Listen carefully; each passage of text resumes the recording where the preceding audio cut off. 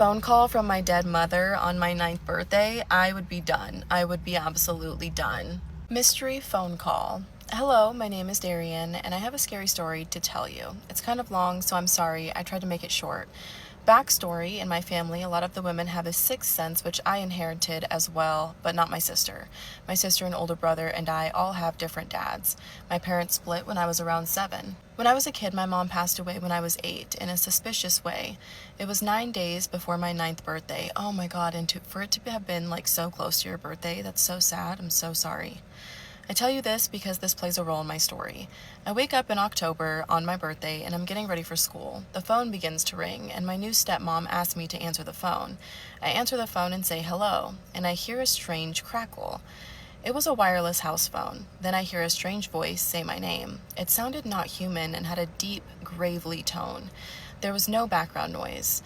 It felt like whoever or whatever it was in the dark, like I could feel the darkness surrounding them. I said, "Who is this?" The response I got was, "It's Mommy." I said, "It can't be. My mom's dead." It said, "I know it's your birthday." I got so scared and began to shake, I hung up the phone, came down, and my stepmom asked me who was on the phone. I told them it was something that said it was my mom. My dad and stepmom looked confused and sent me to school anyways. That night, I could sense a pair of yellow eyes on me in the corner of my room. After that night, I could sense these eyes on me often. I've seen a lot of things in my life in the paranormal world, but never my mom. When I got older, at least the age of 18, I began to have questions about how my mom died and began looking for police reports, death certificates, all that types of stuff. As I got older and into my 20s, my best friend at the time had her husband pass away, leaving her with her 3 kids. She wanted to go see a psychic to help her with her grief. So, me being the friend I am, said, "Okay, I'll go with you." She suggested I see one too, since the legal trail with my mom was no help. Why don't I ask about my mom too? So I did. I waited in the car so my senses didn't mess with her reading. When it was my turn, I went in knowing a lot of these people are fakes. It starts with what brought you here today and all that hoopla. If you have gone to a psychic, you know what I'm talking about. I asked about my mom and if she was around, since the only thing I couldn't feel or see was her. The psychic said she appeared to them in a straitjacket. I didn't understand why. And I asked about the phone call that I got on my 9th birthday and if it was her. They said no and that she began to cry.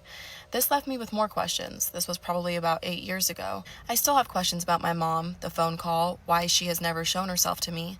I've seen other family members who have passed on. To this day, at times in my life, I can still feel and see those yellow eyes at night. If anybody can help me, please message me. It is also okay to tag me and mention my name.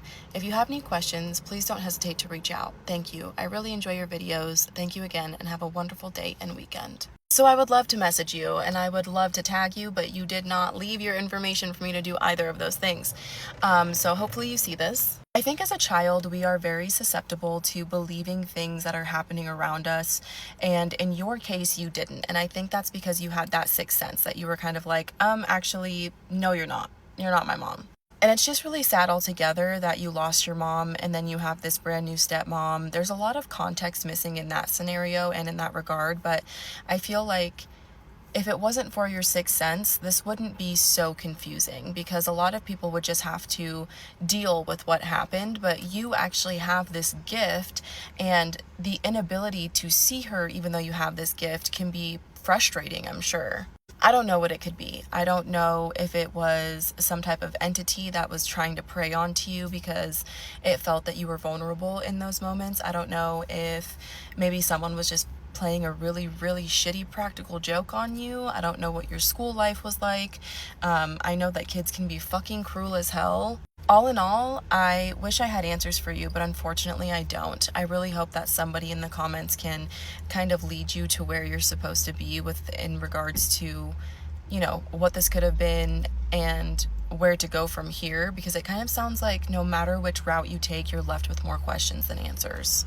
Thank you for sending this in. I love you guys so much. If you ever want me to tag you or to message you, you have to leave your handles. I can definitely tag and message people back, and I can of course email this person back, but there was no handle left, so I can't tag you on Instagram or TikTok or anything like that for other people to message you and kind of like pick your mind on what happened to you. Love you guys. I'll keep you posted, and I hope you're having a great day.